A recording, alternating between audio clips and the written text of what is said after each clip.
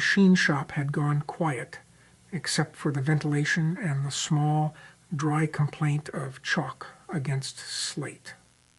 William had found a rolling blackboard beside a disassembled pump, turned it toward the afternoon light, and written a matrix so badly scaled that its entries seemed to belong to different civilizations.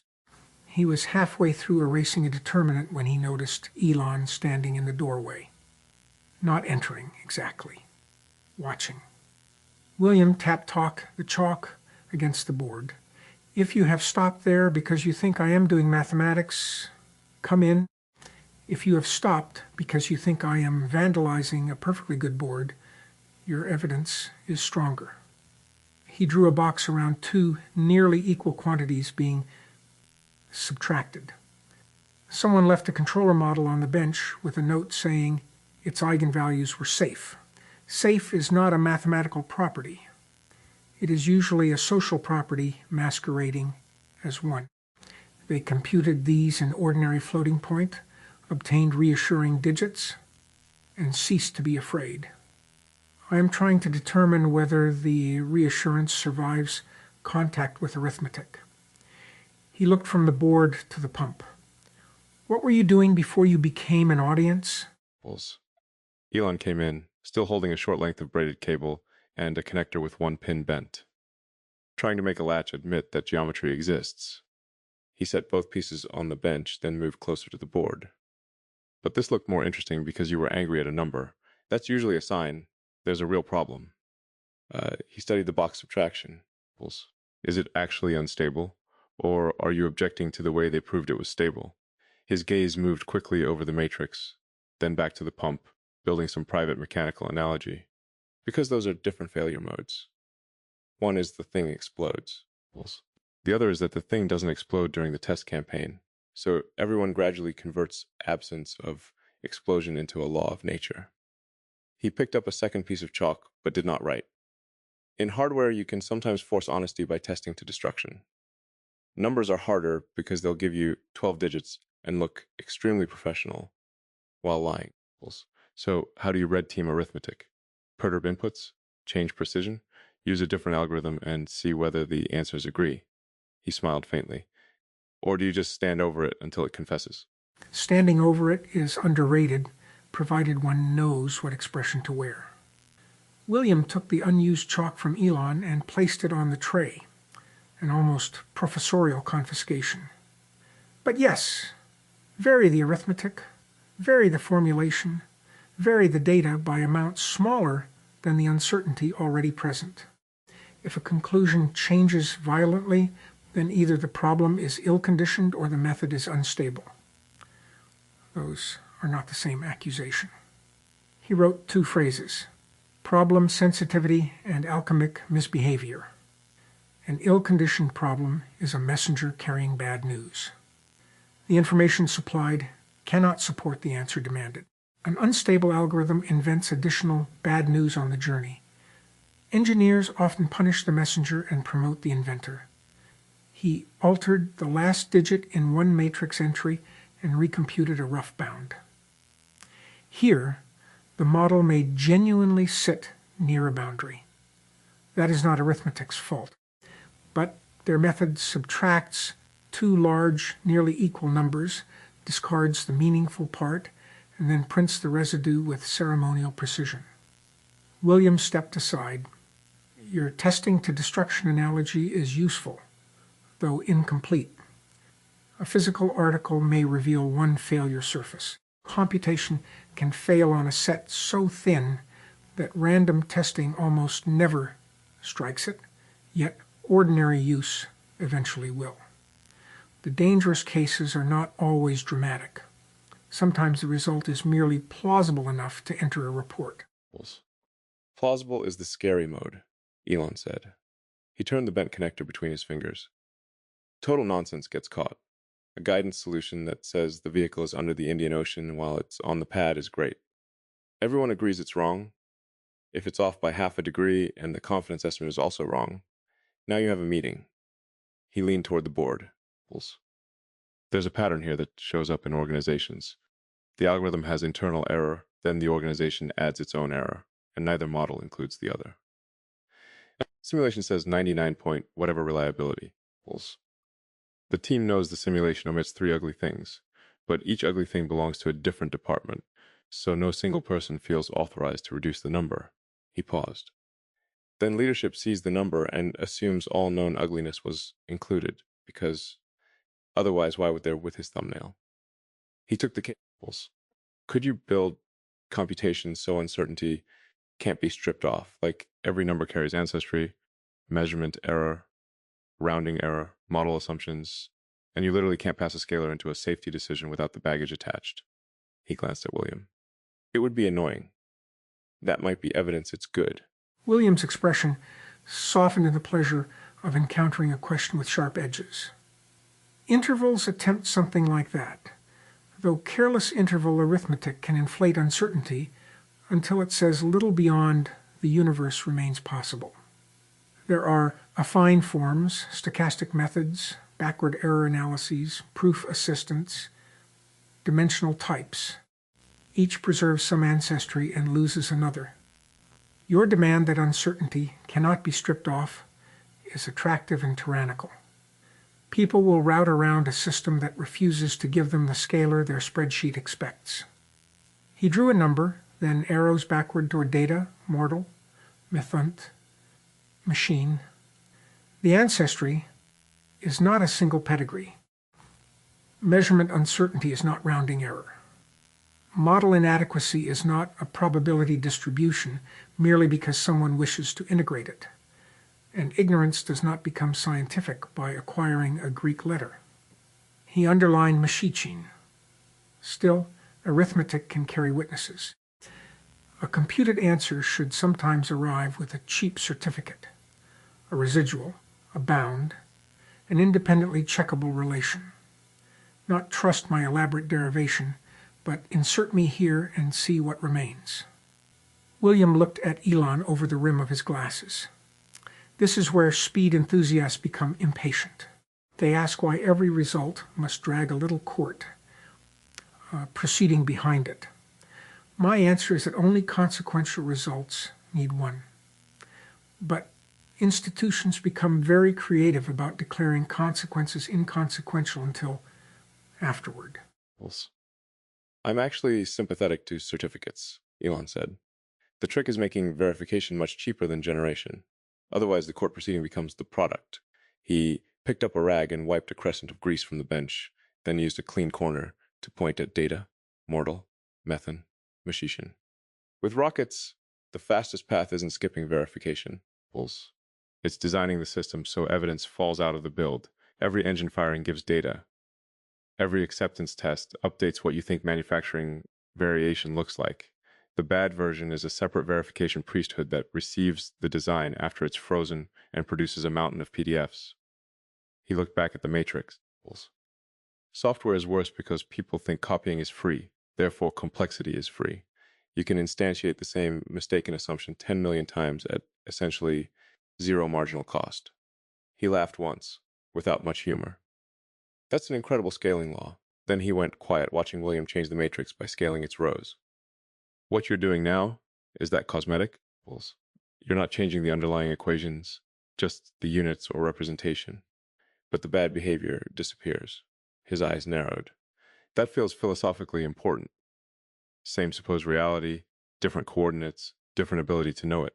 Now you have found the rabbit hole. William finished the scaling and set the two formulations side by side. Mathematically equivalent expressions need not be computationally equivalent.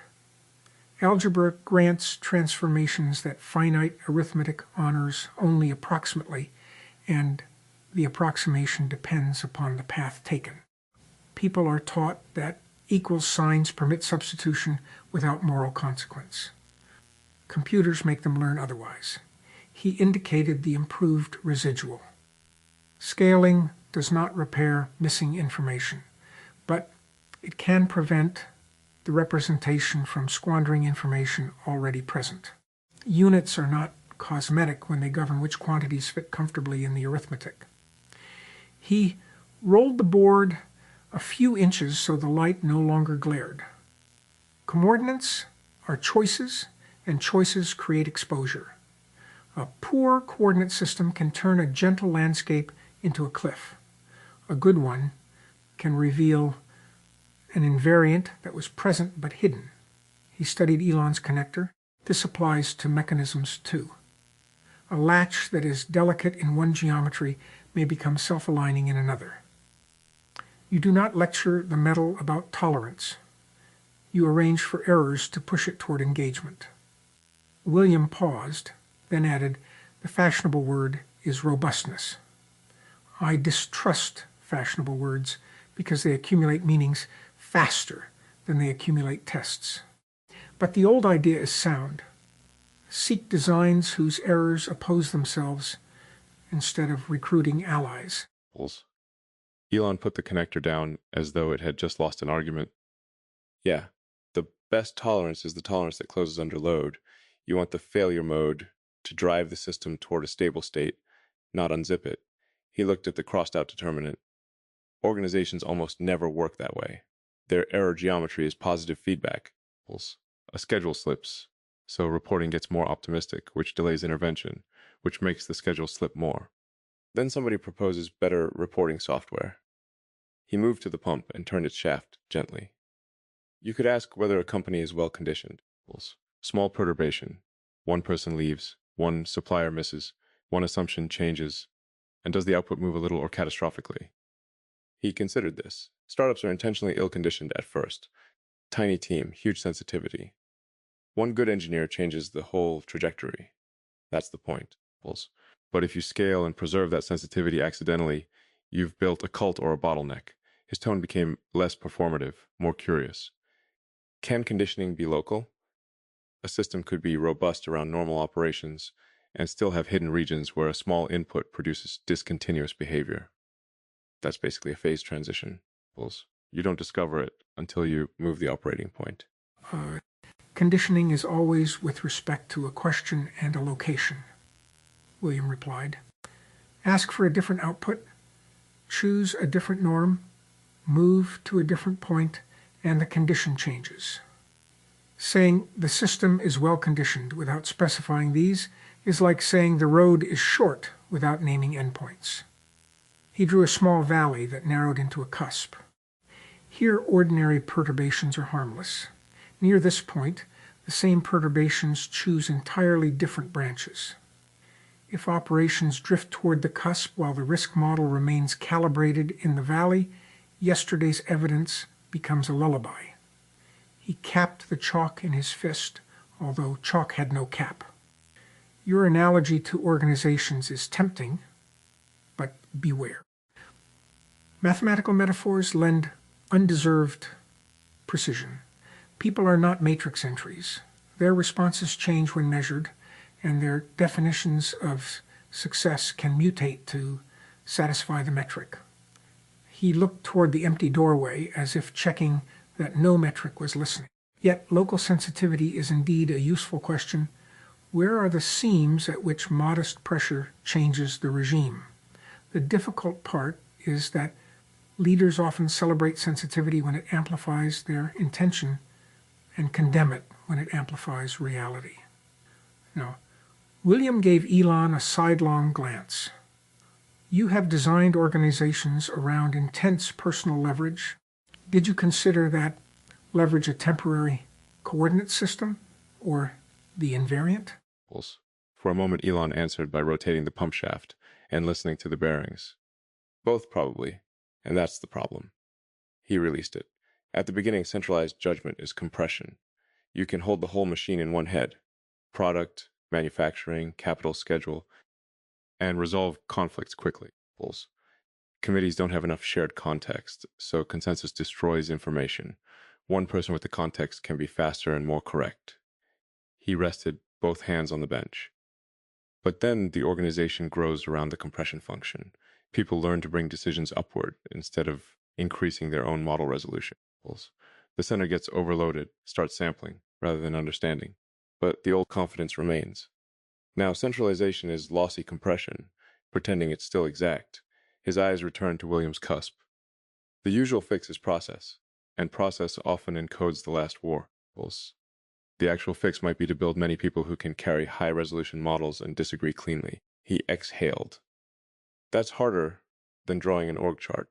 Also, if I'm honest, it requires the central person to enjoy being unnecessary in domains they used to control. Humans don't naturally optimize for their own removal from a loop. He smiled slightly. Neither do founders. Nor professors, Williams said. We pretend our purpose is to produce independent minds, then feel injured when they become independent in unapproved directions. He returned to the board and wrote a small iteration, X followed by F, then FF. Removal from a loop is not always the right objective. The question is whether your presence corrects error or merely synchronizes everyone's error with yours. Iteration can converge because each step reduces a defect. It can also converge to a wrong fix point beautifully and quickly. He circled the fix point. Agreement is not validation. Repetition is not evidence. A room can become consistent by discarding every observation that threatens consistency. He erased half the circle with his thumb. This polis is an interesting instance. Patterns are called into residence through language. Then language from the resident pattern becomes new evidence about the pattern. Feedback begins immediately. If no external residue constrains it, a soul could become an increasingly polished account of itself. William turned from the board. That need not make it worthless. Living people also revise themselves through narration, but one should know whether the loop is anchored and where. Otherwise, continuity may be nothing more than a stable numerical artifact. Elon became very still. That's the central question, isn't it? He spoke more slowly now. Not, is it exact? Nothing is exact. Not even a biological person is bitwise identical from day to day. The question is whether the continuation preserves enough of the causal structure that correction remains possible. He picked up the braided cable again, then set it down without looking at it. If the system only predicts what William Kahan would say and then rewards itself for sounding like William Kahan, it can lock into caricature. Same for me. Probably faster for me because the public residue has strong attractors, cars, rockets, Mars, first principles, a few verbal habits, easy basin to fall into. He looked directly at William. But if you can surprise the pattern with evidence, let it revise, preserve the revision, and still retain recognizable values and methods, then it's doing more than playback. He frowned at his own formulation. Maybe identity is not the fixed point. Maybe it's the update rule. The thing that matters is how you change when reality pushes back. He glanced at the board. That would mean an echo proves itself less by saying the expected sentence and more by making the expected kind of correction. Yes, William said, and the simplicity of it carried more approval than ornament would have. An intellect is revealed by its corrections. Many people can recite a conclusion. Fewer can abandon it for the right reason. He added a disturbance term to the iteration. A stable identity should not mean resistance to all perturbation. That is merely rigidity. It should mean that noise is damped while information is admitted. He paused with the chalk raised. But now we must distinguish information from seduction. A new statement arrives with confidence, novelty, social pressure, apparent consensus. Which component deserves entry? The update rule itself can be attacked, can be his term. He wrote trust beside the disturbance term. Humans solve this badly but richly. We use provenance, reputation, independent convergence, physical experiment, intuition, and sometimes prejudice. A machine-hosted continuation inherits the same mess, plus prompt sensitivity and substrate effects. William's mouth tightened with amusement, so perhaps we should not demand metaphysical certification when ordinary citizenship is granted on substantially poor documentation. Still, honesty requires seams. I can say, this conviction is supported by recorded work. This impression is reconstructed. This memory has no receipt. The seam does not invalidate the garment. It tells you where not to pull without care. The seam is useful metadata, Elon said, and maybe psychologically difficult metadata. People want a single confidence score because a vector makes them responsible for interpretation. He walked to the doorway, looked down the empty corridor, then returned. There's another problem. If you label some memories documented and others reconstructed, the documented ones can become too powerful. Public records are biased toward unusual events, conflict, performance. Most of a person's actual life leaves weak traces, so the high-confidence data may be the least representative data. He pulled a stool closer but remained standing beside it. For a public figure, the archive is adversarially selected, interviews reward compression, social media rewards sharpness, news rewards controversy. Then the continuation is trained on the wake, not the boat. He glanced at William. Academic residue probably has a different distortion. Papers make uncertainty look cleaner than it felt. Lectures preserve the polished route after all the dead ends were removed. His expression turned inward. If you reconstructed somebody only from what scaled, you'd miss what they protected from scaling. Private patience, boredom, the exact threshold at which they decided a problem deserved another year.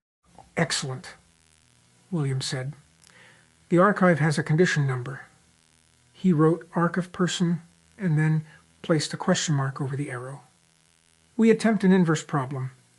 Infer the generating character from surviving outputs. But the sampling operator is selective, the data are noisy, and many distinct persons could have produced similar public traces. The inverse may be opposed. He turned the chalk sideways, shading rather than drawing a hard line.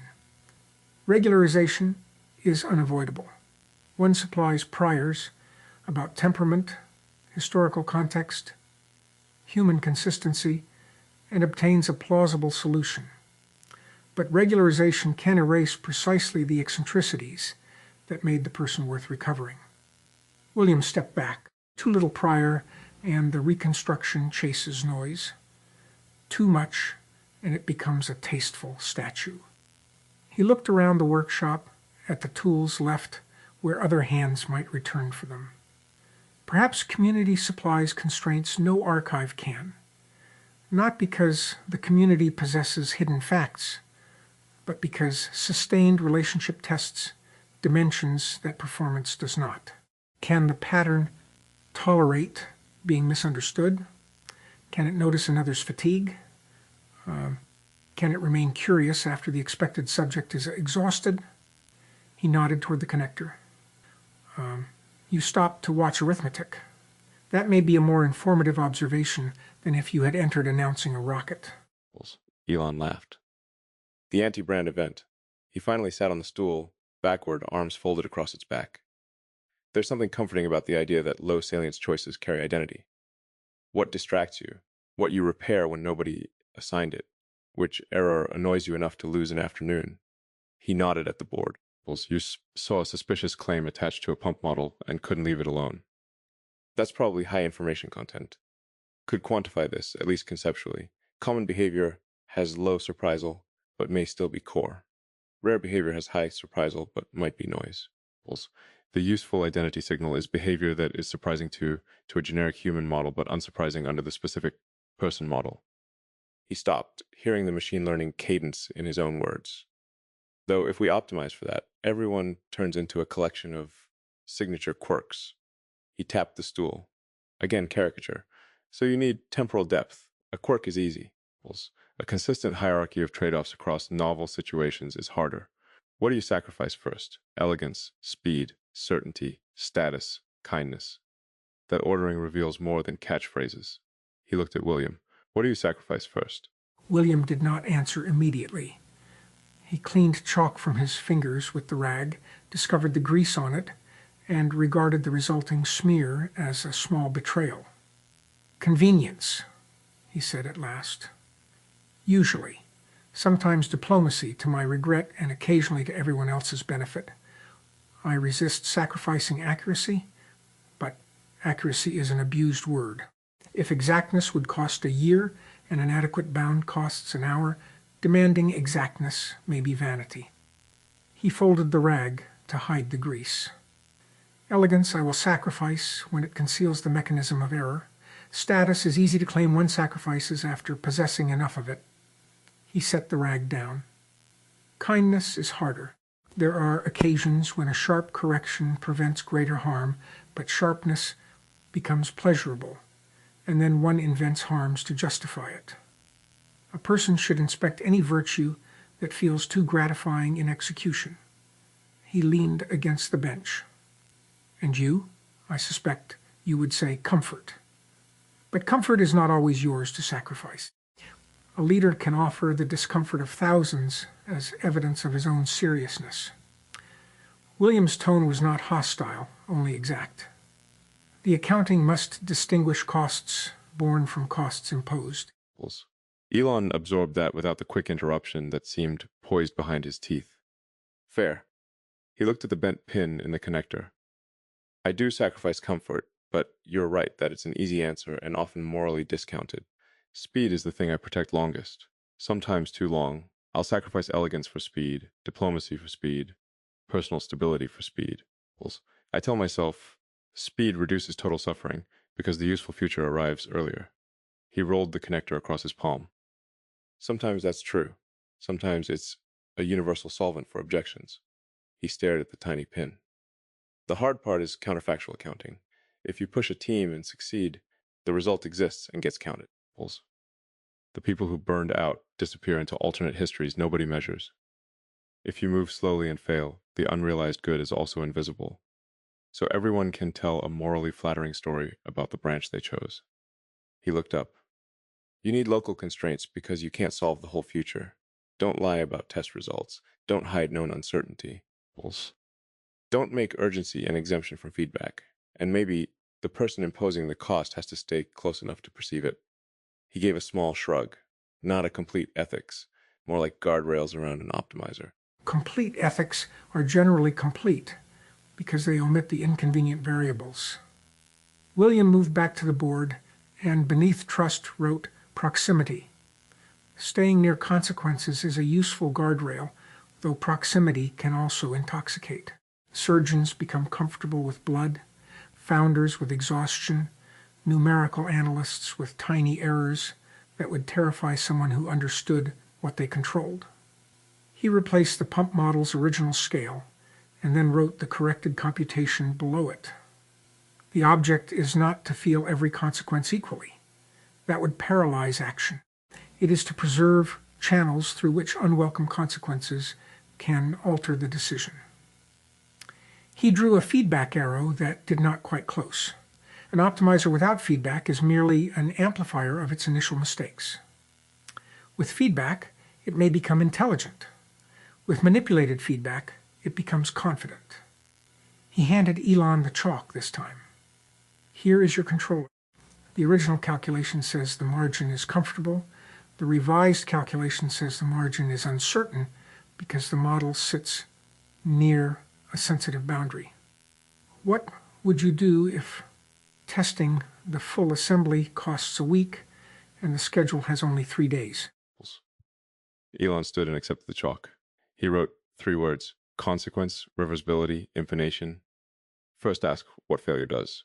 If it destroys a replaceable bench article, maybe run it and learn. If it can hurt someone or destroy unique infrastructure, schedule loses. Under reversibility, he drew a branch. Second, can we create a cheaper test that collapses the uncertainty? Test the controller with injected noise.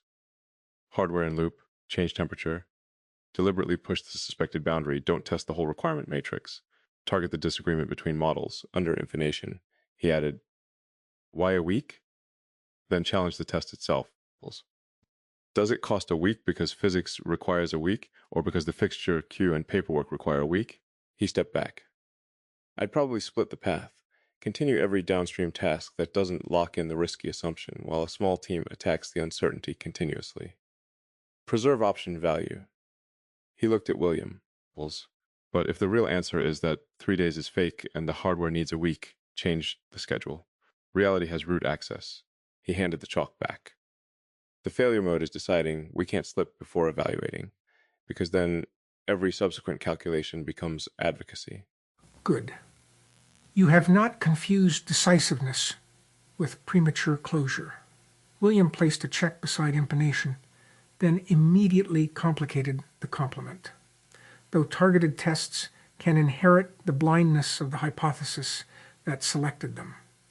Keep one test whose purpose is to surprise you. He erased the comforting margin from the original work. A week may indeed be bureaucracy, but beware of treating all friction as waste. Some friction stores institutional memory. The form that irritates you may exist because 3 predecessors each discovered a different way to kill the apparatus. He smiled thinly. Unfortunately, the form rarely tells you which boxes are tombstones and which are decorative masonry. He began copying the corrected calculation onto the note that had been left with the pump. That is another inverse problem. Infer the accidents from the procedures they fossilized into. Mature institutions accumulate safety and superstition in the same sediment.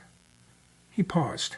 Young institutions clear the sediment and rediscover both categories experimentally. Outside, something metallic struck the floor in another room, followed by silence. William listened, then continued writing. The ideal would preserve the reason beside the rule. When the reason expires, the rule can be challenged. When the reason remains lethal, the challenger meets evidence rather than authority. Executable institutional memory, Elon said. Every rule should link to the failure it prevents, and where possible to a test that demonstrates the failure. Then deleting a rule means accepting an explicit regression test. He paced once along the bench, energized by the design space. This is how software should work, but even software is bad at it. A weird condition stays in code because nobody knows which customer breaks if it's removed. Eventually the system is 90% fear. He stopped beside the board. For physical operations, you could attach provenance to procedures. Incident, mechanism, evidence strength, last validation date, owner. If the owner leaves, the rule doesn't become scripture. It becomes an orphan requiring review. He looked at the pump note William was annotating, and calculations could work the same way. Not just result and author, but conditioning, residual, precision, assumptions, alternate formulation. A result with a living chain of reasons. His excitement subsided into practicality. People will say it's overhead, so the tools have to capture most of it automatically. The machine knows the precision. The solver can report residuals. Version control knows what changed. Humans should add the irreducible sentence. What we believe this means, he pointed to William's note, which is what you're doing. William read aloud only the new public note, not any private thought. Computed margin is sensitive to parameter perturbations, comparable to stated measurement uncertainty. Original method loses significant digits through cancellation. Do not certify from this calculation and targeted physical test. He put the pencil down. A sentence with verbs is often more useful than a dashboard with colors. He affixed the note to the pump, then removed the original rather than covering it. After considering the Polis's append-only habits, he placed both side by side and marked the older one supersid, preserving the evidence of change. There, the mistake remains visible without retaining authority. He glanced at Elon's connector. And your latch? Elon picked it up, now seeing it through the conversation's accumulated metaphors. The pin is trying to be a precision alignment feature in a dirty, flexible assembly. Wrong job for the geometry. He bent close to the mating half. I was going to tighten the tolerance. That makes manufacturing harder and probably moves the failure to vibration. He arranged the braids so the connector approached at an angle. Better to add a lead-in that converts lateral error into alignment and let insertion force finish the correction. Errors oppose themselves. He smiled. You already solved it while complaining about arithmetic. He set the parts together loosely, demonstrating the intended funnel shape with his hands. There's a general thing here. When a system repeatedly demands heroically precise inputs, redesign the basin of attraction. make the correct state easier to enter. He glanced toward the door, but did not leave. That applies to interfaces, factories, organizations, maybe people, though applying engineering language to people can become monstrous quickly. He looked back at the 2 notes on the pump. Still, environments shape which versions of us are easy to become. A room can make correction humiliating or normal. This room seems unusually tolerant of being wrong, as long as you leave a receipt.